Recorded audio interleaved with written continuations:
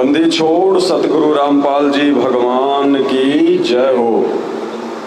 परमपिता परमेश्वर सतगुरु रामपाल जी भगवान के आशीर्वाद से संध्या आरती शुरू होने जा रही है और गुरुदेव भगवान ने हमें जो विधि बताई है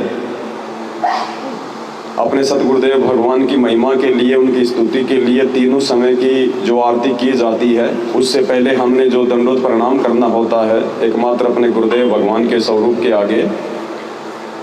और दंडवत की जो विधि परमात्मा ने बताई है कि अष्ट अंग से दंडवत प्रणामा, संध्या प्राप्त करे निष्कामा, शरीर के 8 अंगों सहित हमने कैसे सबसे पहले परमपिता परमेश्वर जी का जो मंत्र है उस मंत्र का जाप करके और फिर जो विधि परमात्मा ने बताई है अपने सतगुरुदेव जी के दर्शन करके उसके बाद आराम से हमने दंडवत करना चाहिए। उस विधि से सभी भाई बहन दंडवत कर रहे हैं और जब तक हम विधि को सही प्रकार से फॉलो नहीं करेंगे, सतगुरुदेव भगवान के द्वारा जो भक्ति विधि हमें समझाई गई है, बताई गई है, पुस्तकों में लिखी गई है, जब तक विधिवत हम कोई आध्यात्मिक क्रिया नहीं करेंगे तो हमें उसका लाभ भी संपूर्ण नहीं मिलेगा। और आज नहीं तो कल हमने इस विधि को अपनाना ही पड़ेगा। हमने गुरुदेव भगवान की प्रत्येक आज्ञा का पालन करना ही पड़ेगा, तब कहीं जाकर हमें इन आध्यात्मिक क्रियाओं का पूर्ण लाभ मिलेगा। परमात्मा हम पे प्रसन्न होंगे, हमारी भक्ति बनेगी, आत्मा ऊपर को चलेगी। और ये सौभाग्य साध संगति से जुड़े हुए सत्सेवक भाई बहनों को नसीब है। परमात्मा के आशीर्वाद से साध संगति में बैठकर हम इन्हीं बातों पर चर्चा करते हैं, डिस्कस करते हैं, एक दूसरे भगत भाई बहनों को समझाते हैं। अरे सुयोग्य भगत का यही काम होता है कि वो स्वयं भी अपने गुरुदेव के वचन पर चले और अपने भगत भाई बहनों को भी समझाते हुए आगे लेकर चले, अपने साथ में लेकर चले। तो संध्या आरती से पहले सभी भगत भाई बहन दंडवत कर रहे हैं जो विधि परमात्मा ने बताई उस विधि से, और उसके बाद में सभी भगत भाई बहन मालिक के दरबार के सामने खड़े होकर आरती करेंगे। हालांकि ऐसी कोई बाध्यता नहीं है, यदि किसी भाई बहन को कोई दिक्कत है, कोई प्रॉब्लम है, कोई बीमार है या कोई डिसेबल है, किसी का कोई अंग भंग है या कोई ज़्यादा ही बुजुर्ग है, तो वो बैठकर भी आरती कर सकता है, लेटकर भी आरती कर सकता है, जैसी भी उसकी परिस्थिति है। लेकिन जो भगत भाई बहन बिल्कुल सही हैं, जिन्हें कोई शारीरिक दिक्कत नहीं, परेशानी नहीं, स्वस्थ हैं, अब उनको तो इस ज्ञान को आधार बनाकर अपने गुरु को भगवान मानकर और उनकी महिमा में, उनके सम्मान में हमने खड़े होकर ही आरती करनी चाहिए। आज से पहले जब हमें ये ज्ञान नहीं था, हम भी उन्हीं पत्थरों को पूजा करते थे। 1-1 घंटे की आरती, आधा घंटे की आरती हम उन बेजुबान पत्थरों के आगे खड़े होकर किया करते थे। उस समय हमारे मन में जरा भी ये बातें नहीं आती थी कि मैं खड़ा होकर आरती क्यों कर रहा हूँ। कोई भी अगर बैठ जाता था तो दूसरा व्यक्ति उसको टोक दिया करता था कि भाई बैठ क्यों गया, भगवान के आगे तो खड़े होकर आरती होती है ना। और अब जब हमें सही भगवान मिल गया, जिंदा भगवान मिल गया, वास्तविक परमात्मा मिल गया, तो अब हम लोग सही विधि से आरती नहीं करते। एक दूसरे को कोई समझाता नहीं है, कोई बताता नहीं है। तो भाई और बहनों, थोड़ा सा विचार करना पड़ेगा, मालिक के ज्ञान को आधार बनाना पड़ेगा, अन्यथा भक्ति करते करते भी हमें इस भक्ति के संपूर्ण लाभ प्राप्त नहीं होंगे। परमात्मा ने बहुत जगह बता दिया, बहुत जगह समझा दिया। अब हम भगत भाई बहनों ने उनके संकेतों को समझना पड़ेगा और अपने आत्म कल्याण के लिए यथार्थ भक्ति विधि को अपनाते हुए जो है आगे बढ़ना होगा।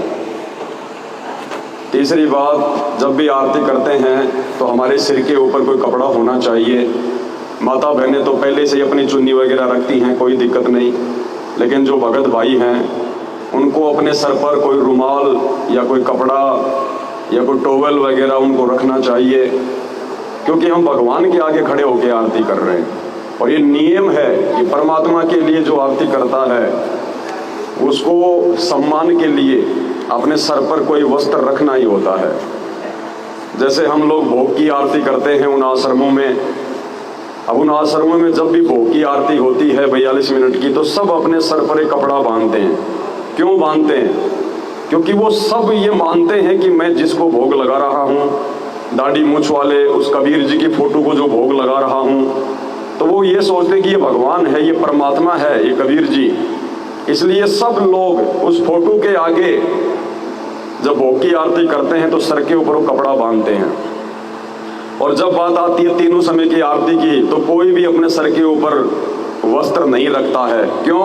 क्योंकि उस समय उनको लगता है कि जो मैं आरती कर रहा हूं मैं अपने गुरु जी की कर रहा हूं, और गुरु जी भगवान नहीं है, गुरु जी कोई परमात्मा नहीं है। इसलिए आश्रम से जुड़े हुए लोग तीनों समय की आरती में सर पर कपड़ा नहीं बांधते। और जब दाढ़ी मूछ वाले उस कबीर जी की फोटो को भोग लगाने की बात आती है तो सब अपने सर पर सफेद जो है कपड़ा बांधते हैं और वो खड़े होकर आरती भी करते हैं। लेकिन हमने ज्ञान आधार से पहचान लिया कि हमारा भगवान, हमारा परमात्मा वो दाढ़ी मूछ वाला वो कबीर नहीं है। हमारा रियल परमात्मा, रियल कबीर हमारे गुरुदेव भगवान हैं।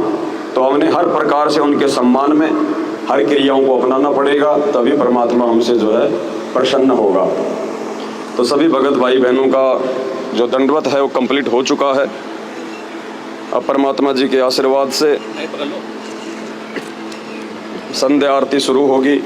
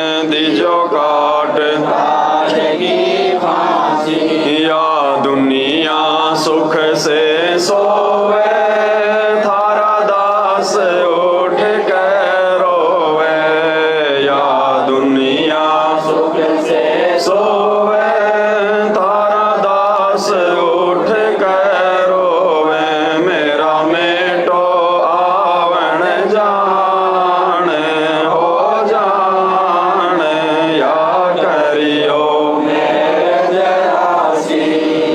मेरा मेटो आवण जान हो जान या करियो मेहर जरासी मेरे गुरुदेव भगवान भगवान दियो काट काल की फांसी नहीं तपत शिला पे जलना कोई चौरासी का बहना नहीं तपत शिला पे जलना कोई चौरासी का बहना रोग कटा सुमेर समान हो समान या गई काशी रोग कटा सुमेर समान हो समान या गई मेरे गुरुदेव भगवान भगवान दिजो काट काल की परमेश्वर सतगुरु रामपाल जी दाता आपकी घनी अमोलक बाता परमेश्वर सतगुरु रामपाल जी दाता आपकी घनी अमोलक बाता थारा पवन दास अज्ञान अज्ञान कि जो सतलोक का वासी थारा पवन दास अज्ञान अज्ञान कि जो सतलोक का वासी मेरे गुरुदेव भगवान भगवान दियो काट काल की फांसी परमेश्वर सतगुरु रामपाल जी दाता आपकी घनी अमोलक बाता परमेश्वर सतगुरु रामपाल जी दाता आपकी घनी अमोलक बाता थारा पवन दास अज्ञान अज्ञान सात लोक का वासी थारा पवन दास अज्ञान अज्ञान की जो सात लोक का वासी मेरे गुरुदेव भगवान भगवान दिजो काट काल की फांसी मेरे गुरुदेव भगवान भगवान दिजो काट काल की फांसी बंदी छोड़ सतगुरु रामपाल जी भगवान की जय हो बंदी छोड़ सतगुरु रामपाल जी भगवान की जय हो बंदी छोड़ सतगुरु